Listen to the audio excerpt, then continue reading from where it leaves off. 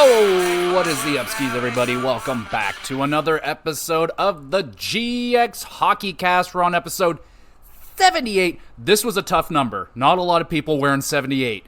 Byron Froese, if anyone remembers Byron Froese, there you go. So, currently playing for the Stockton Heat of my little hockey show, where once a week I go through all of the major news and what's happenings in the NHL, mainly focusing in on the Toronto Maple Leafs and the Calgary Flames, because those are my two favorite teams, of course, but I can talk about all 32 teams in the NHL. So what is on tap for the show today? Well, the Flames have made a trade, so they're starting that ball. We got news out of Ottawa. We got news from the board of directors meetings with all the GMs in the NHL. Someone wants out of Nashville. A little bit surprised who it is. We'll talk about that. Minnesota, how are they doing with the new coaching change? And let's talk about, I don't know where I want to go first. I think we should talk about the Arizona Coyotes, everybody. Ladies and gentlemen, the Arizona Coyotes, is this team for real right now? Are we serious? I'm starting to think so.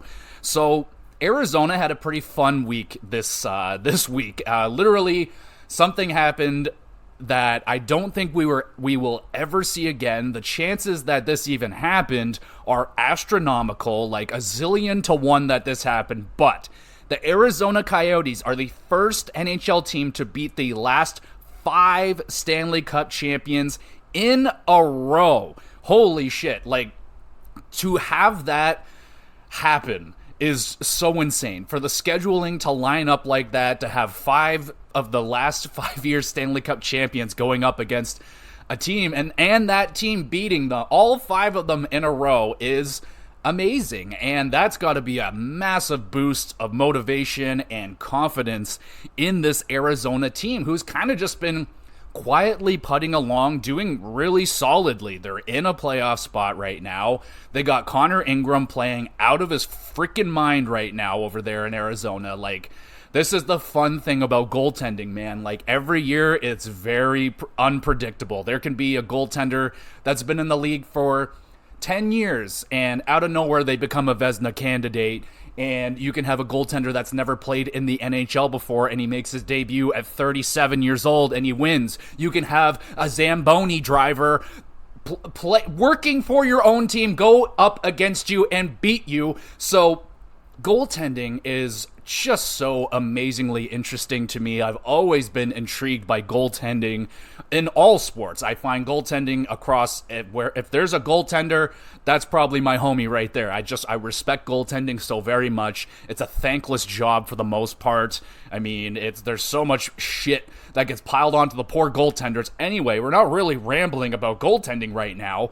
But the Arizona Coyotes took down the last 5 Stanley Cup champions: St. Louis Blues, Washington Capitals, Colorado, Vegas, and another team. Regardless, they beat 5 of them. Who is that 5th team? I can't remember. Regardless, insanely impressive. Now, not all of these teams, all 5 of those teams are of that Stanley Cup caliber anymore. Like St. Louis, they're kind of struggling this season as well. They're definitely not that 2019 Stanley Cup champion team anymore, but they beat them. And then there's the Washington Capitals, who are just an anomaly in their own right. I have everything numbers-wise, statistic-wise, with the Washington Capitals makes 0 sense. They have one of the worst power plays ever. I don't want to get too much into Washington, but yeah, they're just a really strange team. I mean, maybe we'll go a little more in-depth with Washington a little bit later. And, I mean, yeah, they beat Colorado in pretty convincing fashion. They take down Vegas in pretty convincing fashion. And Vegas is not an easy team to beat, nor is Colorado, though they've been a little inconsistent. But Vegas, you know, they haven't been as hot as they were at the beginning of the year, but they are still defending Stanley Cup champions. And with Arizona taking down all these pretty legitimate teams at this point, I have to ask the question, is this team, this Arizona Coyotes team, are they going to make the playoffs right here? Are they going to fuck around and make the playoffs? And in all honesty, I really, really, really hope so. I think I might be becoming a little bit of an Arizona Coyotes fan.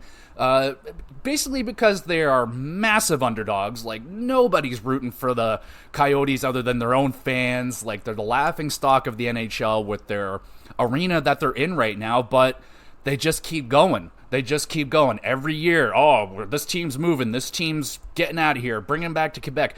They just keep going. They keep doing their thing. Now, their thing wasn't necessarily successful for a very, very, very, very long time. There's not a lot of winning success here in Arizona, but this is pretty wicked, man. I have to give respect to this team with all the animosity that's gone around them over the last couple of years. And, I don't think anyone would necessarily blame Arizona for not playing very well, maybe having a lot on their minds. Like, what's the future of the Arizona Coyotes? Are they even staying in Arizona? Well, the question to that might be, it is trending towards yes, because the Arizona is looking to buy land in Arizona. So their plans, they're sticking to it. They do want to stay, and I think they are going to stay, in all honesty. And that is kind of directed towards the Board of Governors meetings that went down. We'll talk about it a little bit later, but they are looking to buy land. An announcement for that should be incoming within the month or so. This shit doesn't happen fast, so we'll be still waiting for that announcement to be official and really get the ball in motion. But, winning like this always helps the situations, always going to make things better. Winning fixes damn near everything, if not everything. Who doesn't love winning? And the Arizona Coyotes are doing just that. It's extremely, extremely impressive. We look at the standings now in the Western Conference. I mean, Arizona is in 7th place right now in the whole entire Western Conference. Now we look at it in the wild card right now. Arizona is in the first wild card spot right now with 28 points. St. Louis is right behind them with 27 points, and so is Nashville at 26 points, and a little further down, Calgary, 23 points. So, and in terms of games in hand, Arizona's in a good spot. I mean, they have similar or more games in hand than everybody other than Minnesota, who have been trending upwards. We'll talk about them in a little bit. But Arizona, arguably the hottest team in the West right now. They are doing very, very well. They've won over 5 in a row. They're on a winning streak, and obviously beating former champions, which is great. So we look at Arizona overall as a team. It's a good little team, man. Like, there's a lot of guys on this team that don't get the recognition and so on and so forth because they're Arizona. But goals per game right now, they're 11th in the league at scoring at 3.33 goals per game. Goals against, they are 10th, 2.83 goals against. Their power play, is 5th place at 26.8%, and their penalty kill is 13th. So across the board, they're in the upper echelon of the NHL, which is really, really quite something, isn't it? I mean, 5th place on that power play, that's very, very impressive right there, considering, like I said, there isn't a lot of, big name star power in Arizona. You have Clayton Keller, who is maybe one of the more underrated guys in the NHL. The guy is amazing. But we look at the total stats of this team right now. You have Clayton Keller leading the charge, 24 games, 24 points, 8 goals, 16 assists. Now, he is a -7, which is, it's not ideal, and there's not a whole lot of minuses on this team. And Clayton Keller, being on that top line, and his running partner, Nick Schmaltz, also on that top line with him. They're both a -7 and a -8. So it's a little bit concerning right there that your top line is maybe getting outscored at this time, but they are getting good depth. So you got Nick Schmaltz there, 24 games, 20 points. One of the more, again, just another super underrated player. He is generally in and around a point a game every season. He just tends to not stay healthy enough for that to really shine through when you're looking at the overall stats at the end of the year. He would probably be he got 60 points in 67 games or something like that. Like a really, really good season, but it's just if he could just get a full, healthy year. Now, knock on wood, so far, so good for him this season. And then you got freaking Matias Maccelli. This guy is having an excellent little season right here. 4 goals, 13 assists, 17 points in 24 games. Nothing wrong with that. Michael Carconi, another, they got Marcelli, Carconi. They got all these awesome Italian-style names. I'm loving it. And then you just got a lot of guys putting up some good points. JJ Mosier, Sean Dursey came over there, and he's doing really well, man. Like 13 points in 24 games, but he's also a plus 10. He also has 29 penalty minutes, which seems awfully high for him. You got the young stud Logan Cooley. Now, he's not lighting up the league right now. We will be taking a look at the rookie scoring race in a little bit, but Logan Cooley, 14 points in 24 games. Only the 3 goals, but I don't think Logan Cooley was coming in as this elite sniper. It was more about his overall playmaking ability, but yeah, you would like to see more than 3 goals right now. Alex Kerfoot somehow has 15 points. I think he had 0 points the last time I talked about Kerfoot, so he must be on fire. Only 2 goals, but, you know. And then Lawson Krause. Talked about this guy before. He is one of the hidden secret weapons in the NHL, man. This guy's huge. He hits everything. He scores. He's just a monster, and no one talks about him. He may be, behind the Tkachuk brothers, one of the best power forwards in the game, and he gets 0 recognition other than from me because I have him in fantasy, and I love this guy. He's friggin' awesome. And defensively, they have decent defense, man. You got Travis Dermott back there for some depth, only got into 10 games. Troy Stetcher, Valimaki, you got Matt Dumba, who's been there, only the 4 points in 23 games and a -6. Not incredible, but again, it was a good addition for them. The only one that I'm really still is not having the season up to the standards I was hoping for is Barrett Hayden. Now, he's only played in 16 games, but still only 4 points. A -2 isn't horrible, but, man, he was lighting it up last year. So if they can get that guy going a little bit the way that he was last year, Arizona's going to be even more deadly. And then the bright spot on this team, other than, all the other bright spots, but Connor Ingram, definitely shining the brightest right now for Arizona. 15 games, 11 wins, and 3 losses.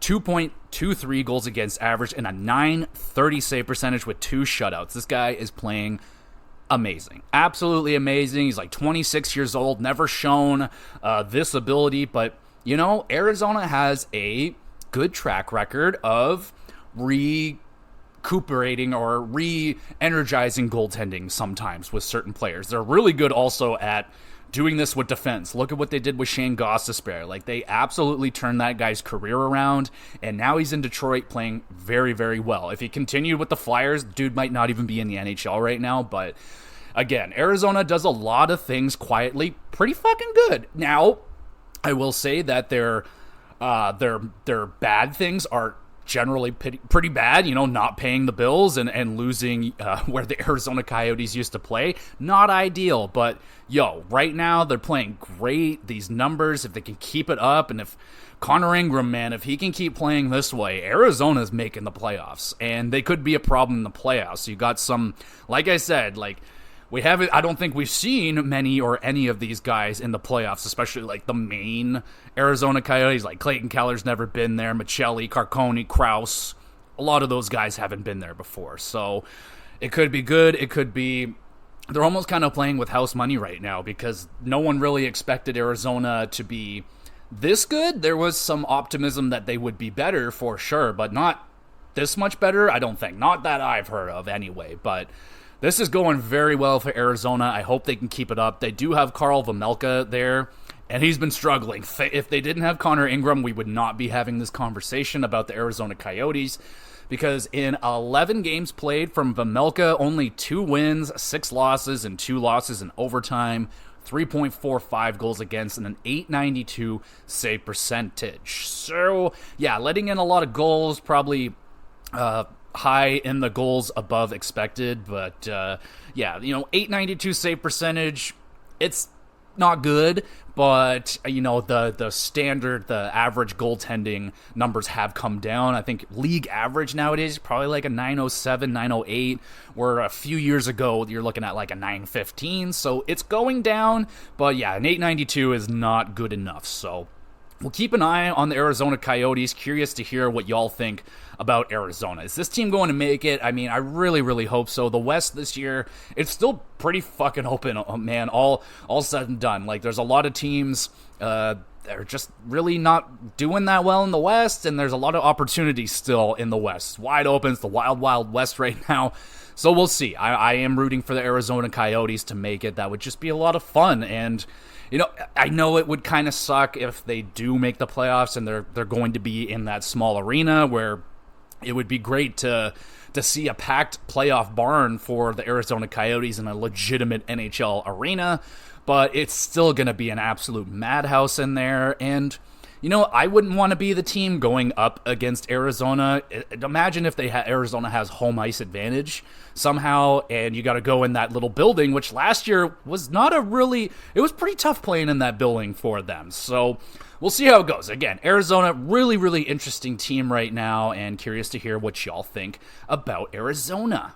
So speaking of curiosity, I teased a million things throughout that Arizona tangent, but let's go over to the Minnesota Wild because they're a pretty interesting team right now. So let's check in. So last week they made the big decision to fire Dean Evason, to bring in John Hines, and so far so freaking good with the Minnesota Wild. So I think John Hines' first game coaching was against the Nashville Predators, but they did beat the St. Louis Blues before that 3-1. Then they take down a very, very hot Nashville team 6-1. So they dominated one of the hottest teams in the league at that point. Take down Chicago, and they take down the Flames. So not huge competition. They have a big game coming up on Thursday against the Canucks. That's going to be a very big game and a test for them. The Canucks have kind of been up and down right now, so they're going to want to try and take advantage of that and continue this winning streak. They're up to, 4 games now in a row. It's good. It's mostly the scores, so they're not letting in a lot of goals right now. 4-1 win on Chicago and a 5-2. So the goals against is coming down. Gustafsson's playing better. The team all around is playing better. But is it too late for the Minnesota Wild to make it into the playoffs? I mean, it is going to be tough. It's definitely going to be a really tough climb for them to get back up there. Not only they got Edmonton behind them as well. That is a very, very determined team to try and get back into the playoffs. Currently, they are sitting at 22 points. The Minnesota Wild are, and Edmonton's at 19. But they're both on 4-game winning streaks. So, like I said, man, the door isn't 100% shut on almost everybody in the West, aside from San Jose, Chicago. They're pretty done, and I don't think they have any ambitions to get up in that, and probably the Ducks as well. But everyone else I think are still interested in trying to make a playoff run. Calgary is interesting because they've made the trade. So I'm hoping they drop out, kind of do like a Detroit like they did last year. Be competitive, be fine, and then when it's time, all right, let's just drop out, sell off, and we'll try and get the best draft pick that we can. But I don't know, Calgary, very similar to last year, man. They're just a fucking really frustrating team to watch, up and down. Anyway, we're not talking about Calgary right at the moment. Minnesota, so. I mean, they got games in hand. That is really important for them right now, but they got a lot of work to do, man. They got 1, 2, 3, 4, 5, 6, 7, 8, 9, 10 teams ahead of them. And the highest being Vegas at 37 points. So they're never going to catch them. You're not catching Colorado, Los Angeles, Vancouver, Dallas, Winnipeg even. That's an 8 point, or wait. Yeah, 8 points. And, the only teams that they can really catch would be Arizona, St. Louis, Nashville, Calgary. But that's a lot of work, man. It's not easy to even catch up from 4 points behind. It's very, very difficult. That's why it's so important to get those wins early. So, I don't know about Minnesota, man. It's that beginning was so damn rough. So, I mean, at least they're doing good now, but I don't know. It might be too little too late at this point, but And also a little update on the Marc-Andre Fleury's mask. It did sell, and it sold for a staggering $35,000. So congratulations to whoever bought that. No way in hell I would be able to buy a fucking hockey mask for that much. I even if it's going to charity, I don't have that money. But very nice story for Marc-Andre Fleury, the Minnesota Wild, the charity, and NHL looks stupid yet again. So there you go. speaking of the NHL, we'll talk about the Board of Governors meeting. Not a lot coming out of it, not sometimes like huge things come out of it. I don't think they're completely done just yet, but this is what we got out of those meetings so far. They have announced that the NHL entry draft will be held at the Vegas Sphere. That is going to be awesome. I don't know a lot about the Sphere yet, but I know that it's very, very cool, and it cost a fuckload of money to build, and it could be fun. I don't know, is that going to be the home for the draft every single year? It could be, if it goes very, very well, and I think they did say that they are going to do that fucking the way that they draft like in the NBA where they don't bring everybody. I think that's what they're still planning to do, but to have it at the Vegas Sphere, cool. Maybe they'll do some cool shit with the Sphere. I have no idea, but there's a lot of potential for some cool stuff to go down. And they've also predicted the cap for next season. We're looking at a $87 million cap. I believe that is roughly a $4 million increase from the current cap. So, yeah, it's a nice chunk of change. It's a good increase.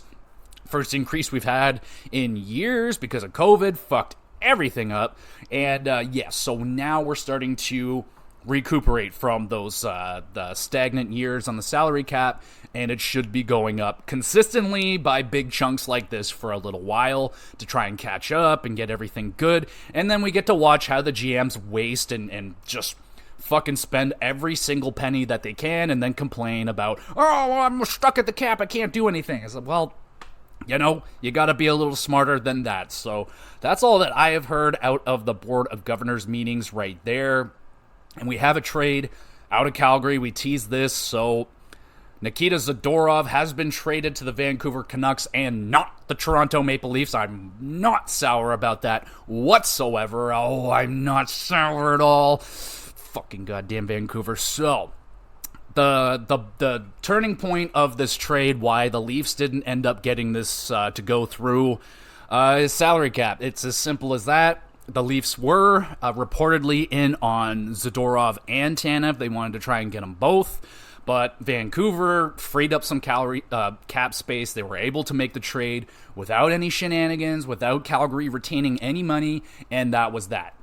Calgary's like, nice, easy, clean, simple trade, and what is the return? Well, honestly, it's not a huge return for Zadorov. Calgary Flames fans are a little bit disappointed. A 2024 fifth-round pick and a 2026 third-round pick. So, it's not a lot. It's, maybe a little bit. They definitely could have got more for him if the Flames decided to wait a little bit and gauge the market a little longer and maybe get some more teams in on him so you can start driving up the price. Toronto probably would have been giving you more, but for some reason the Flames didn't want to deal with cap things. Now, it's interesting that they wanted to go that way. Now, this could be for something in the future. They want to keep cap space open for potential trades. If someone wants to dump off a really shitty contract, bam, you're taking a first-round pick out of that team. So cap space is going to be very, very important for the Flames, and they don't bring in any salary cap back, which is huge. So that's part of the value of the trade. You're freeing up all that cap space. So the whatever Zadorov was making, $3-4 million, something like that, completely off the books. So that's nice for Calgary, free up some space. Maybe we can bring in a bad contract or two for some teams and get some fucking picks, you know what I'm saying? Or maybe a prospect. I don't know. So not a huge return, and that doesn't, encourage me very much for what the return's probably going to be for Tanev. I think it's probably going to be lower. And then they got they got the big ones, Noah Hannafin, which I think Arizona apparently has been sniffing around Noah Hannafin. That would be huge for them. That could work out very nicely. And they also have Lindholm, who's been better lately, but still very inconsistent. A goal and 2 assists this game, and then quiet for 3. A goal here and quiet for 3. Like it's not good enough. So, but it's been better. So we'll see what else the Calgary Flames are going to be up to. It's not normal for trades to usually go down this early in the season, which I'm all for trades going down early. The earlier, the better, honestly. for most situations. I mean, this is great for Vancouver, and the fun thing is the second they made this trade, Zadorov was playing the Flames already, so Vancouver was going up against the Flames. So his first game as a Vancouver Canucks, Zadorov already getting that out of the way, playing his former team. So there was that. I didn't get to watch it, but yeah, apparently Nikita Zadorov pairing on the third pair with Tyler frickin' Myers. Now there's a kind of a controversial nickname that people are calling them. I'm not going to say it, and they've said, please don't call us that. But they're two very big, strong men, so you can maybe figure it out for yourself. But yeah, that's a scary pairing. I wouldn't want to fucking deal with that pairing in the playoffs. It's not that Tyler Myers is... I don't really know if Tyler Myers uses his big, massive, insane frame. I know Zadorov does. Yeah, that's a fucking nasty little pair right there for Vancouver, and I think that's where Zadorov should be on most teams. I think he, not necessarily, maybe a little bit overexceeded his play in Calgary. He was a great Calgary Flame, man. He probably had his best run as an NHLer in Calgary, so hopefully he can continue that with the Canucks. I wish him the best. It's just strange that the Flames and Canucks seem to have no problem dealing with each other in trades. They continue to do trades with each other, which is weird. It is weird. Okay, so we have some signings to talk about as well. Sam Montembeault signs a 3-year extension with the Montreal Canadiens. I think I talked about this, but we'll talk about it again. Why not? 3 years, $3.15 million per season for the 27-year-old goaltender. Fine with that. Seems like a fair deal. He's played quite good this year. It has been falling off, as the Habs have as a whole. They're kind of falling down the rankings right now, but they're still kind of in there, They're not doing horrible, but oddly, it's like the goaltending has been kind of the high spot of their season, which I don't think a lot of us were expecting that, but good for Sam Montembeault. He's popped around some teams in the NHL, and he's found himself a nice home with the Montreal Canadiens, so for good on them. There you go. Holy crap. Mark Pysyk signed with the Calgary Flames, 1 year league minimum to try and add in some defensive depth after trading away Zadorov. And also with Calgary, apparently Shillington is also skating with the team. No clear idea of when he's returning or if or anything like that, but regardless, so good to hear his name and so good to hear that he's skating. It's been so long. He's been gone for so long. I just want to see him back on the ice. So Shillington, we don't know when he's coming back, but hopefully soon. And then the Winnipeg Jets, they re-signed Nito Niederreiter, the fucking El Nino. Can you imagine, 12-year deal? No. 3-year extension, $4 million per season for the 31-year-old winger. It's okay. He's been doing quite well with the Winnipeg Jets since they acquired him last season, I believe. He's been doing pretty good this year. I think he's got a hat trick or maybe 2 under his belt so far. But he's a good little player, man. He's a good little top 6, middle 6. I don't actually know where he's playing in the Winnipeg lineup, but not a bad deal, man. Not a bad deal. Again, the cap is going up, so this could end up being a bargain for maybe a year or two. Maybe the last year may not be excellent when he's like 33, 34, but it's not like a big physical player, so I can see it being a fine deal. I'm fine with this signing for the Winnipeg Jets. Good on them. Speaking of good on him, oh my God, Tristan Jarry scores a goalie goal, and one of the nicest ones I have ever seen. So if you haven't checked this one out, absolutely look it up. It's absolutely worth your while, and it was a hell of a goal, man.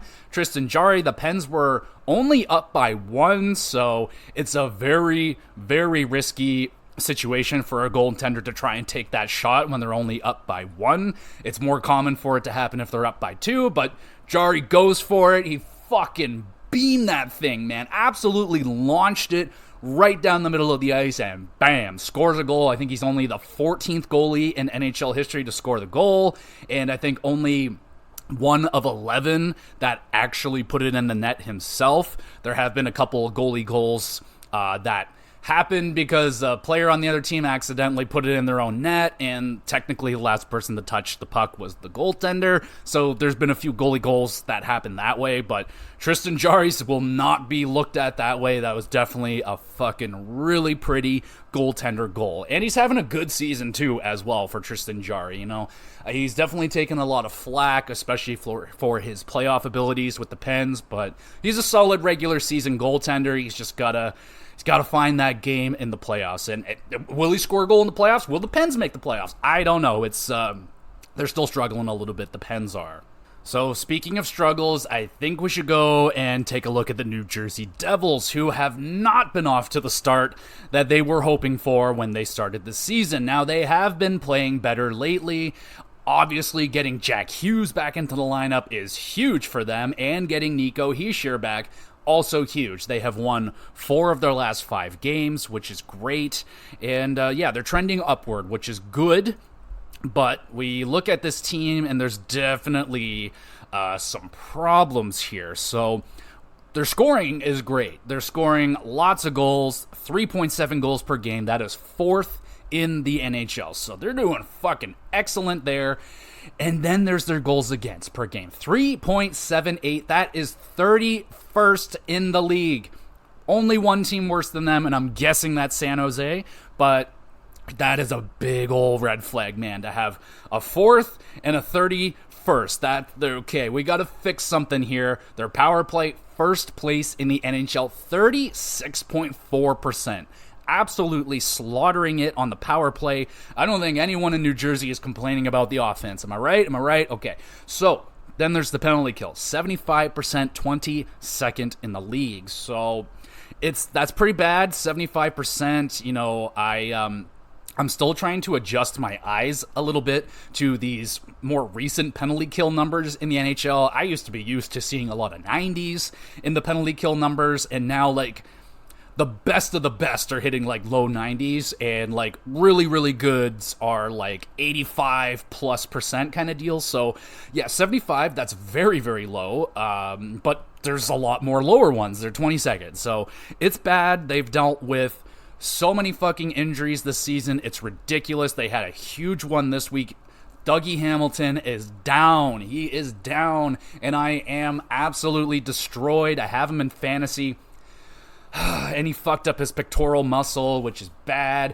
If anyone knows Cody Rhodes in the WWE, he had that exact same injury, and it was so disgusting to look at. It was so bruised, and it just looked so brutal. And then the fucker went in a Hell in a Cell match. Insane.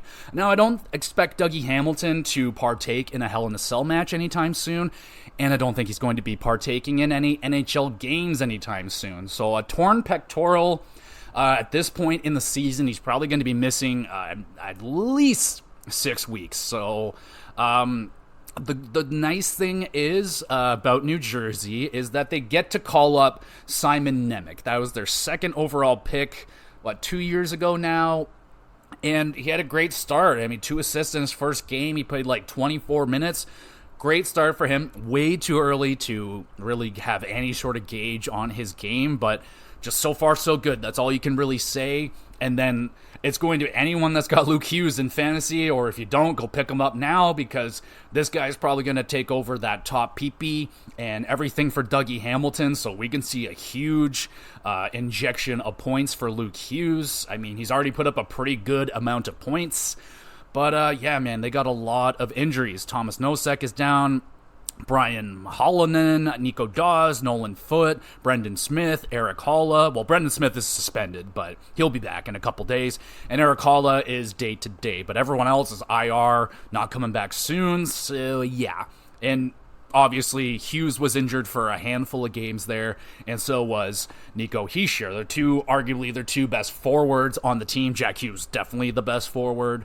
But they have good depth up front. Their defense hasn't been up to snuff this season, and especially the goaltending numbers have been very just not good. So that was my big problem, my concern coming into the season with the New Jersey Devils. I was not sold on their goaltending. I know everyone was like, oh, Kira Schmid, he's the next one, but with such a small amount of games, and it already looked like he was kind of getting exposed by teams in the playoffs, so This is what happens very, very often in the NHL. You got a new goaltender comes in, and he's hot. He is hot because teams don't know this goaltender yet. And then the offseason happens, they get the book written on this goaltender, and then bam, he comes out and he just doesn't look as good because now teams have scouted him. They know what he's weak on. Oh, he's got a bad glove. He's weak 5-hole, whatever. Teams are going to know this stuff. They have scouts for that. So it looks like the NHL has kind of figured out both of the goaltenders, Vanecek and Schmid. You know, Vanecek's never been like the best goalie, but he was definitely way better last season than he was this year. Rocking right now, 16 games played, a 3.60 goals against, and an 877 save percentage. Not good enough, but he does have 9 wins out of 16 games, so they're getting the wins, but it's definitely not from goaltending. And then Akira Schmid, 10 games, 3.27 goals against, and an 891 save percentage. It's better, but only 3 wins in 10 games. So you're not getting the good enough goaltending. And, you know, now some of those goaltenders that were available in the offseason aren't available anymore. Connor Hellebuck, he's locked up now and doesn't look like he's going anywhere. And that was a target that I would have really liked to see New Jersey go after. That would have really solidified their goaltending with one of the very few consistent goaltenders in this league. There's only like 5 of them, I think, that I can really put my chips onto. Guys like Vasilevsky, Shesterkin, Sorokin, Hellebuck, and Saros. Like, that's pretty much the only goaltenders that I can believe in that are always going to at least bring it. And even Hellebuck on a bad season, he's still good. So if they brought in Hellebuck, I don't think this would have been a problem, but that's a big ask, and it wasn't.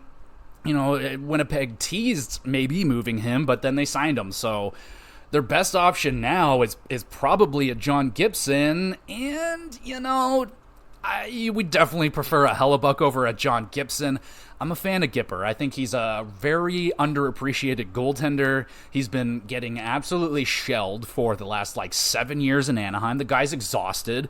And if you put some form of defense in front of him, I think he would get back to that top tier goaltending. But he's on the Ducks, so we can't, it's not going to look good when you played on the Ducks. So yeah, it's going to be rough.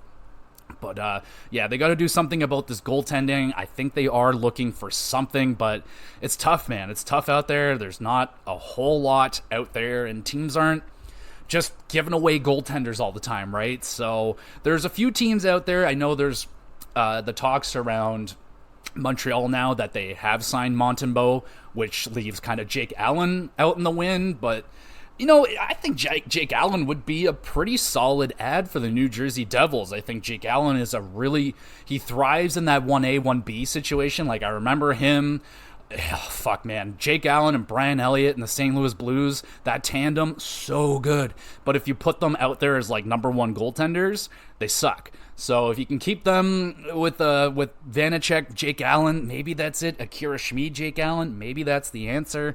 But regardless, it's very clear that goaltending is the problem in New Jersey. Is it also a defensive problem? I mean, there's some pretty nasty minuses on this team. Well, actually, only really the one that sticks out, and that's Timo Meier. A minus 15 in 16 games. It's just not good. Only 11 points, 5 goals.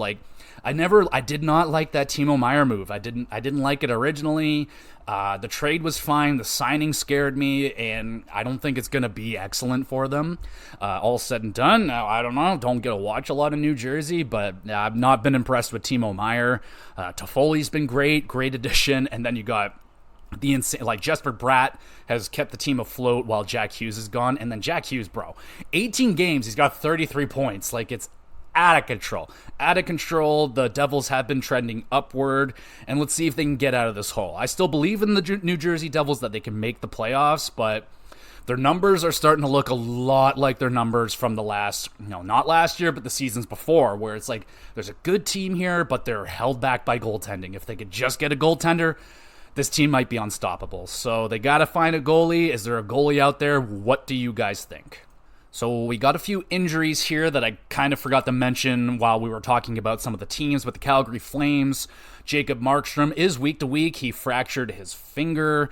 Thankfully, Vladar has been doing pretty good lately, so maybe we're going to get a Dustin Wolf call-up, get him in a game or two, see what else we can get out of Wolf. He only played the one game, and, it wasn't amazing, it wasn't bad, but it's only one game, so hopefully maybe we can see Wolf get in a couple games over the next couple weeks here. And we also got a pretty gnarly injury out of Montreal. Newhook will be out for 10 to 12 weeks, and that sucks for the Habs. I mean, this kind of happens every year. They're doing pretty good, and then the injuries start to pile up, and then they just absolutely fall apart. And Newhook has been good for them. He's been a nice addition, young player coming from Colorado. I thought he fit in quite nicely with Montreal, and they're going to miss that for 10 to 12 weeks, so that fucking sucks. And we also got Jaden Schwartz with his seasonal injury. He will be out 6 weeks. Jaden Schwartz, I don't think, has played a healthy season in the NHL, which is unfortunate. Really good player, just can't stay fucking healthy. So those are a lot of the big injuries going on right now. Okay, so I'll talk about Corey Perry if I have to. Gun to my head, we'll talk about him for a second. So we'll blow by this. All this shit was blown way out of proportion, myself included. Like, I didn't go on the internet and say, oh, blah, blah, blah. But, I definitely joked around with my friends. We shared a couple of pictures. We had a couple giggles. But, yeah, this went a little overboard, attacking Corey Perry and making these ridiculous rumors that had zero evidence or zero credibility from whoever started the rumor. There was absolutely no credibility behind it, but people took it and ran with it because, is it believable? I mean, fine. I mean, yes, I think we all believed it a little bit when we first heard it. I definitely was like, I could see that. Oh, sure. I mean, why not? I mean, people don't really shock me, man. People have done everything horrible ever. So when a person does something horrible, am I that shocked overall? Not necessarily. So kind of comes with age, but yeah. So I mean, yeah, I didn't out of the gate go, oh, that's bullshit. I was like, it could be real, it could be, but it's been shut down. Corey Perry's contract is terminated. They're moving on from it. I have no information. Corey Perry released a statement apologizing. He's going to get the help that he needs, which is great. I mean, the most important step is admitting you have a problem and to get help. You have to admit it's a problem and you have to acknowledge that. If you do not, you're not going to get any. You're not going to fix it if you don't think it's a problem. So Corey Perry acknowledging that. What was it he did? I don't know. The important thing is he wants to fix it and get better. So there's that. Will he play in the NHL again? It's still up in the air. I mean, teams are going to want to know what happened, I think, before they would want to sign him, and potentially, who knows, it could be a PR nightmare if someone signs him and finds out after they sign him what he did, and then, oh god, okay, now we gotta fucking fire him or whatever the shit, right? So yeah, the Corey Perry situation was way out of proportion. The fucking douche, whatever scumbag Winnipeg reporter asked Connor Bedard about it, like, just go fucking get the hell out of here with that crap. Like, what a scumbag, what a dork, what a dink. But Connor Bedard handling it like a pro, barely fucking, he just went right through it, man. Like, I can only imagine internally what that poor kid is thinking about, and his family and friends and all this bullshit, but hopefully something like this doesn't happen again. I mean, it almost a guaranteed that something like this will happen again, but yeah, let's try and keep it away from the kids. He's 18 years old, y'all. Like, put yourself in his shoes. How would you feel if someone was spreading this shit about your mom and stuff? Like, yeah, some of us would be like, oh, whatever, I don't like my mom, but it's not cool, man. It's a young kid, so let's just act like adults if we can. I know it's hard, but let's smarten up, okay? Okay. On to actually cool things. The Los Angeles Kings, Anze Kopitar, is officially the all-time assist leaders for the Kings, and that's awesome, and it should be. I mean, Anze Kopitar, what a fucking... I was just looking at his stats the other day. This dude's played over 1,300 games.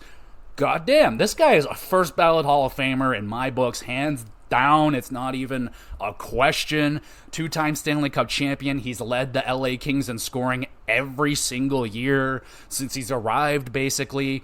He's amazing. He's the captain. He's the best. I think Anze Kopitar is the homie. He's officially the homie, and that guy's awesome. And what a career. He could win another Stanley Cup this year, man. Like, LA is on fire. There's, especially now that Edmonton is out of their picture. Like, if Edmonton doesn't make the playoffs, LA might have a fucking beeline to that Stanley Cup fucking finals. They just might be able to get there this season. If Edmonton, this could be their best chance. So, in a way, I'm not a huge fan of LA, but man, they got a lot of players over there that I'm a fan of.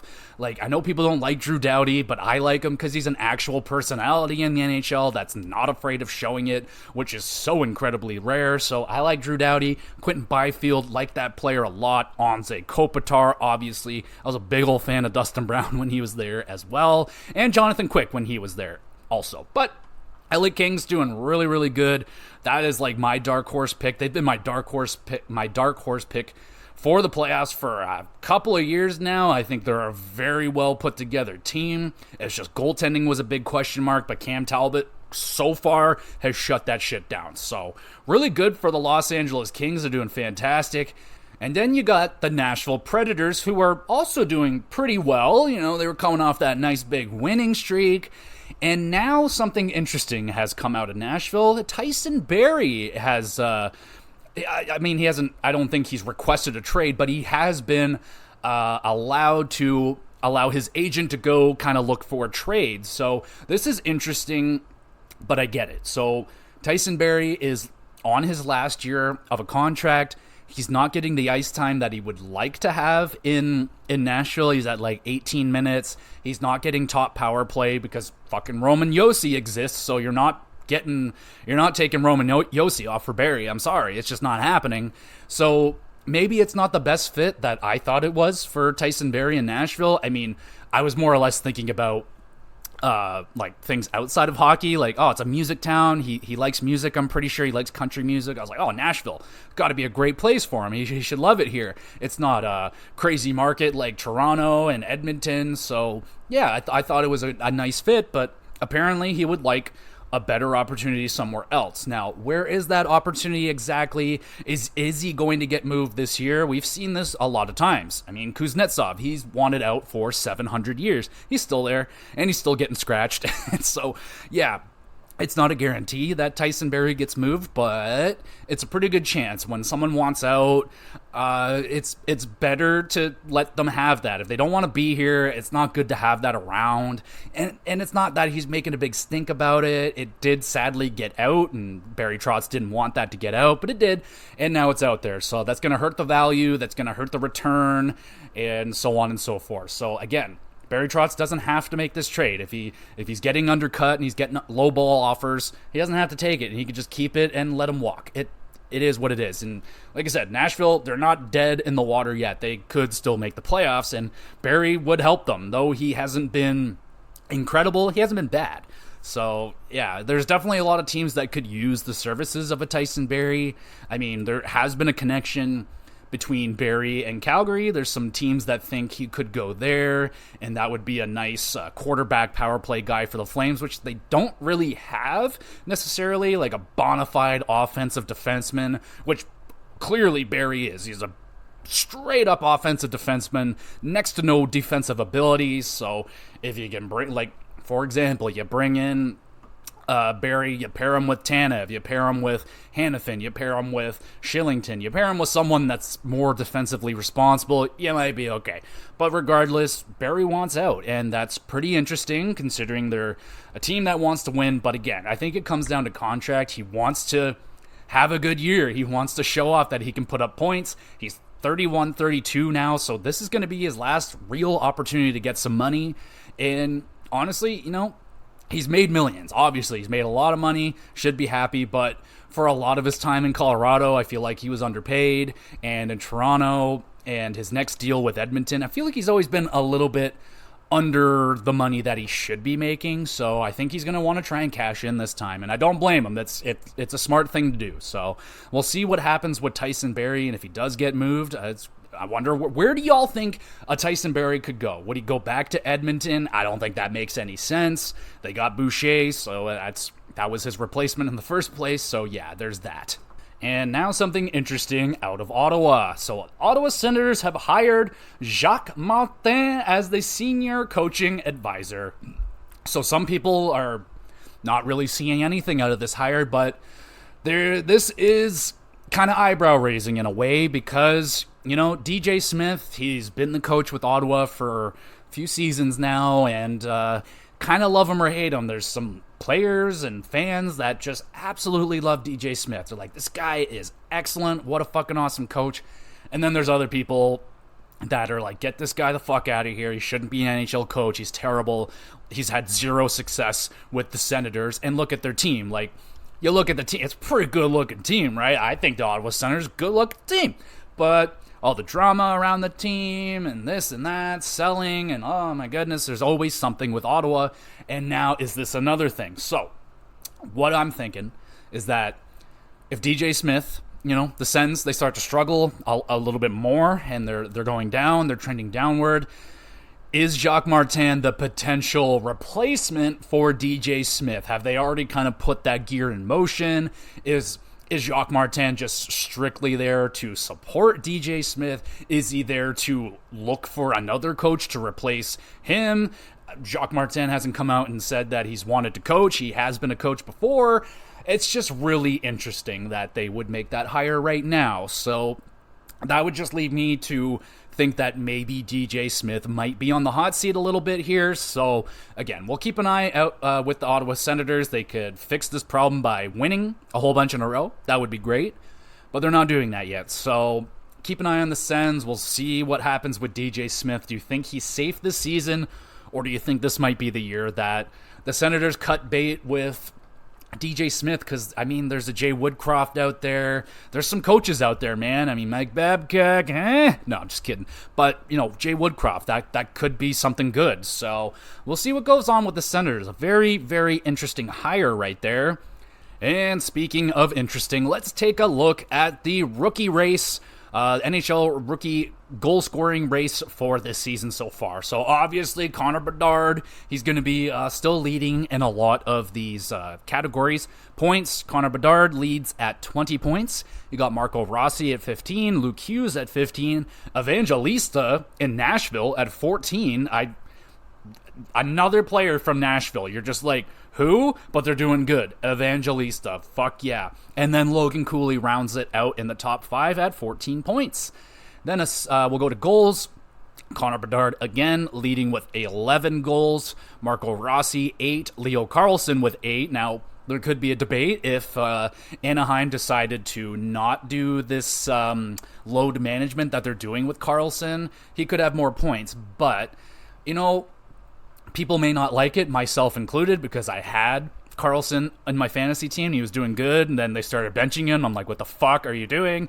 So what they are doing, in fact, is when they do bench him for those games, they have him in the gym. He's fucking chucking weights. He's just going nuts. And like we've said this before, the kid is still growing. He's getting bigger. So I think they want to add more size onto him while mixing in some NHL games.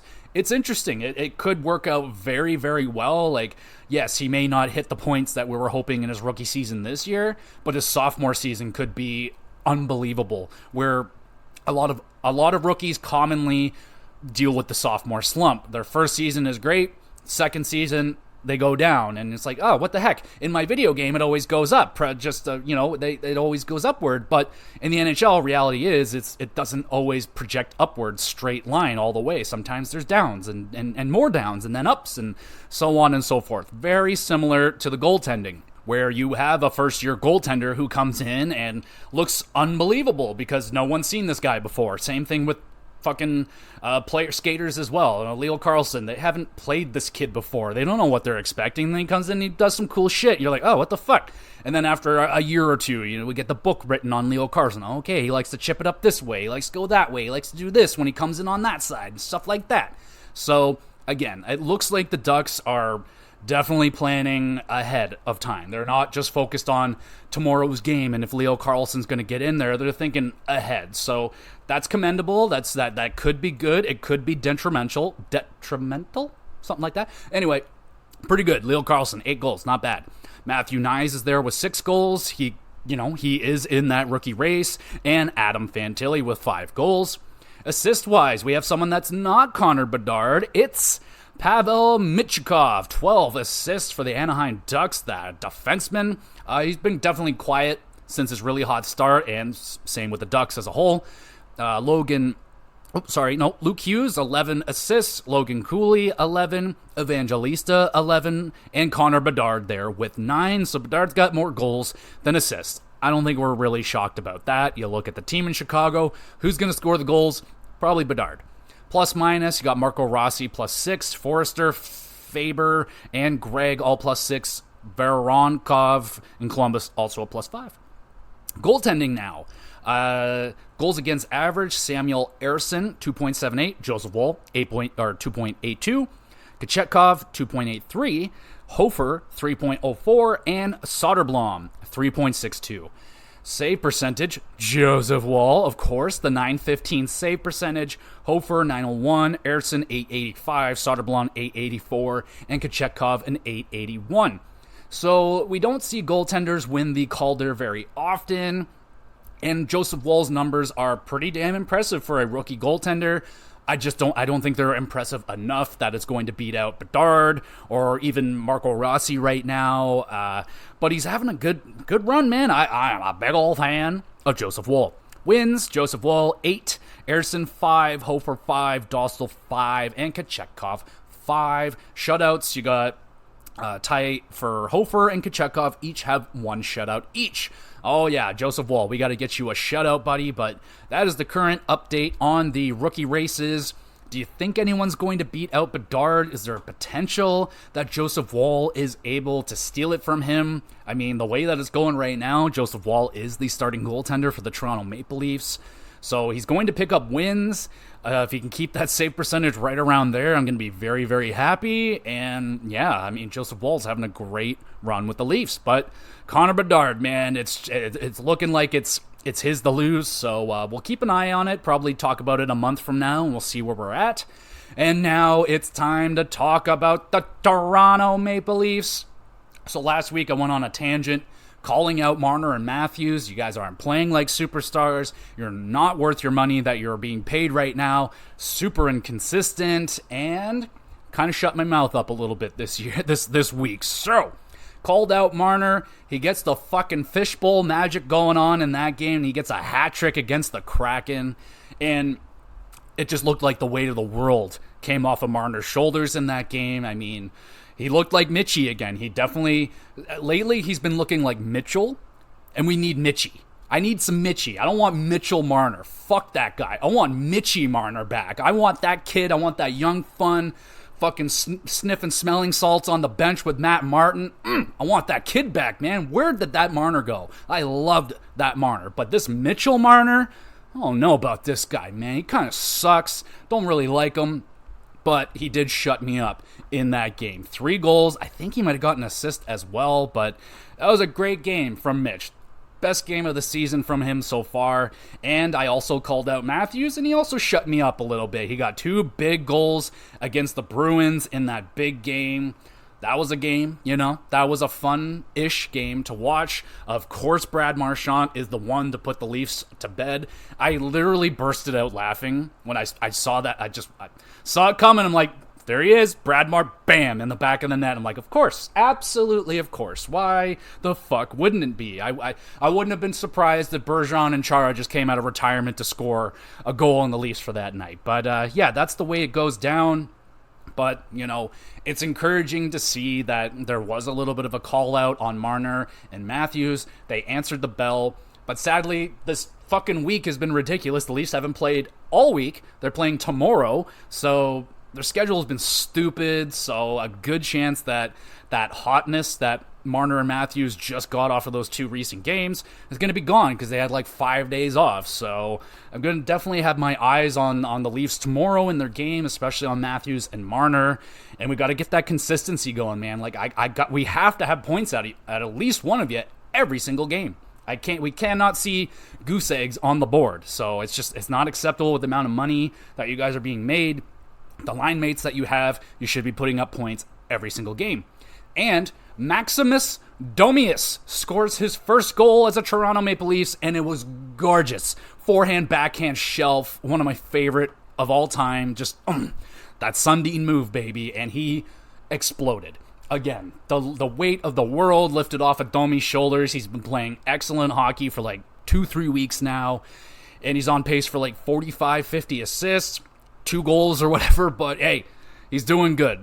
Bargain contract so far with Maximus Domius. I love that. Steve Dangle called him that, and I'm stealing it. It's amazing. I love it. So that's wicked. Other than that, there hasn't been a lot going on with the Leafs. Like I said, they were in on the Zadorov-Tanev trade, so that doesn't go through. I honestly think Tanev is coming over. It's got to happen, man. It's going to happen. What's the price going to be? I think it's going to be low. Is it like a third? Is it a fourth? Is it a little bit more? I don't know, but I think Tanev is going to be a Toronto Maple Leaf, and I really fucking hope so. I hope next week we're talking about Tanev and where he fits in the Leafs lineup, because they need some help back there, and I think, Zadorov was my number one. That was the guy I wanted. I was like, that's the closest comparable on the market right now to Jake Muzzin, and Jake Muzzin was that missing ingredient that the Leafs needed, and so, yeah, Tanev I don't think is necessarily Muzzin, but he's still a defensive defenseman, and that would be great to add to the blue line. So what do you guys think the Leafs are going to go after? Is John Klingberg going to come back? It really doesn't look like that is going to be in the works. So we'll see what's going on with the Leafs. I'm going to be very interested to see how they play tomorrow. And yeah, I think that is going to be it for this week's episode, everybody. Thank you so much for listening. You're awesome, or if you're watching it, whatever. And especially, you're awesome if you review and like and do all that stuff with the podcast, the videos on YouTube. That would be very, very much so appreciated, of course. And in terms of what we got going on this week with the GamerCast, I'm going to be doing my Lies of P review. Should be dropping this Friday or Saturday, probably Friday. Took down that game, so yeah, we'll be having a nice review, a nice discussion about Lies of P. And I have a lot of episodes planned for the GamerCast. I just realized that Ocarina of Time is 25 years old. So I have to do an episode on Ocarina of Time. So that's in the works. I'm building it up. It's a very, very special, important game to me. So I want to nail that episode. So I'll be working on that one. It'll be here when it's ready. And I want to do Hogwarts review at some point when I'm done that game. I got top 10, top 12 game-changing games, life-changing games. I want to be doing that.